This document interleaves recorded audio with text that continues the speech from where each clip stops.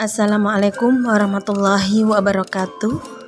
Memberi teladan merupakan hal yang sangat penting untuk meningkatkan karakter anak didik. Saya, Sriyanti, calon guru penggerak Angkatan 7, Kabupaten Bojonegoro, Unit Kerja SD Negeri Sumengko 2. Kali ini saya akan mendemonstrasikan tentang pemikiran Ki Hajar Dewantara dan implementasinya di sekolah.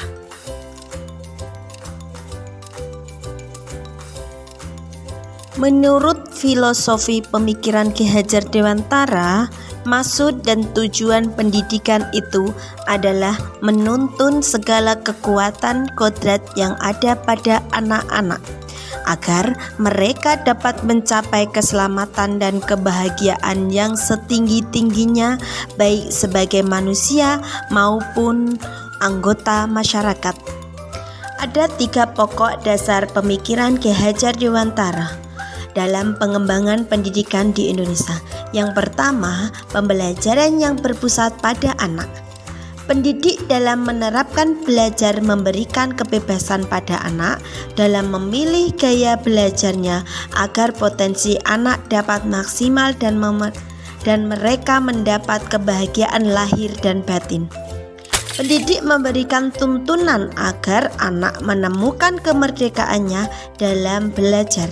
Pendidik harus terbuka dan tetap waspada terhadap perubahan-perubahan yang terjadi. Utamakan potensi kultural sebagai sumber belajar dalam mewujudkan merdeka belajar. Yang kedua, menuntun kodrat anak. Dibagi menjadi 2, kodrat alam dan kodrat zaman.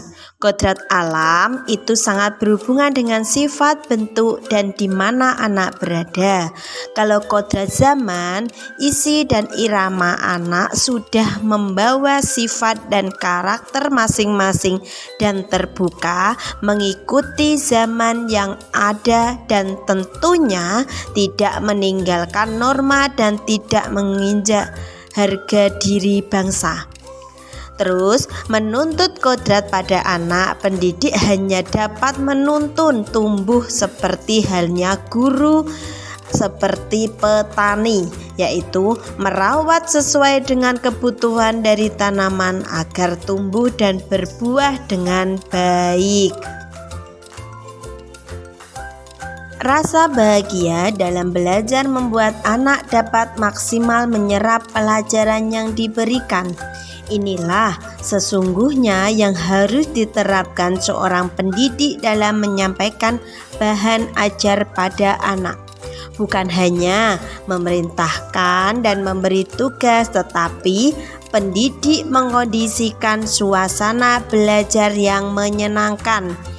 Anak ibarat kertas yang berisi tulisan yang samar-samar. Tugas pendidik adalah memperjelas tulisan tersebut. Artinya, anak telah dibekali potensi diri yang dimilikinya. Pendidik berperan memaksimalkan potensi diri anak tersebut. Yang ketiga, trilogi pendidikan. KHD mempunyai 3 slogan ing ngarsa sung tulodo. Di depan memberikan teladan, ing madya mangun karso, di tengah memberikan semangat, tut uri handayani, di belakang memberikan dorongan. Pendidik sejatinya menjadi teladan yang baik, menguatkan dan memotivasi anak dan mendorong mereka dalam memaksimalkan potensi anak. Untuk implementasinya di sekolah, 1. Guru menuntun peserta didik sesuai dengan bakat, minat, potensi, serta kebutuhan yang dimiliki. 2. Kegiatan pembiasaan. Filosofi pendidikan Ki Hajar Dewantara adalah penerapan budaya-budaya positif seperti memulai pembelajaran dengan doa, pengembangan literasi membaca, penerapan gerakan 5S, salam, sapa, senyum, sopan, santun. pengajian mingguan, dan lain sebagainya. Pendidik menanamkan nilai-nilai karakter dan budi pekerti yang baik pada anak yang diharapkan agar anak-anak mendapatkan keteladanan, tuntunan pengajaran, dan pengalaman yang nyata. Kegiatan yang ketiga yaitu kegiatan pembelajaran yang bervariatif dengan memanfaatkan teknologi dan potensi alam sekitar berdasar karakteristik peserta didik dengan mengaitkan dengan kehidupan nyata. Pendidik bukan hanya mentransfer ilmu, tetapi pendidik sejatinya menjadi teladan yang baik, menguatkan dan memotivasi anak dan mendorong mereka dalam memaksimalkan anak mencapai cita, rasa, karsa, dan karya.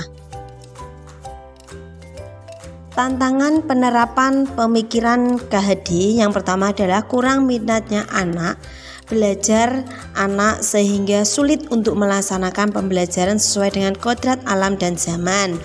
Yang kedua adalah pola pikir orang tua yang hanya menekan guru pada pembelajaran kognitif tanpa melihat minat potensi yang berbeda pada anak.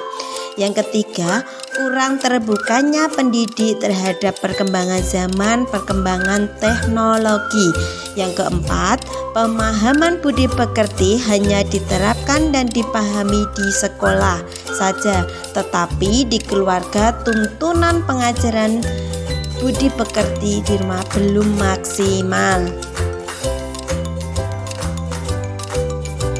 Solusi penerapannya di sekolah kami adalah yang pertama, melatih metode pembelajaran yang menyenangkan. Yang kedua, sosialisasi pertemuan dengan orang tua wali murid tentang pembelajaran ekstrakurikuler dan penanaman budi pekerti. Yang ketiga, pendidik mengembangkan diri dengan cara mengikuti pelatihan, workshop, webinar, dan pembelajaran mandiri lainnya. Selanjutnya adalah refleksi. Dari berbagai rangkaian pembahasan menurut Ki Hajar Dewantara sebagai tuntunan penanaman budi pekerti dengan meneladani filosofi pemikiran Ki Hajar Dewantara adalah langkah konkret, yaitu melaksanakan pendidikan dengan memberikan layanan pendidikan secara menyeluruh, cipta atau kognitif, karsa atau afektif, karya atau fisikomotorik, pendidikan sesuai dengan kodrat pada anak.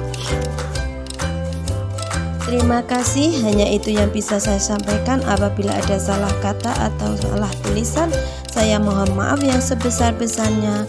Wassalamualaikum warahmatullahi wabarakatuh. Salam guru penggerak.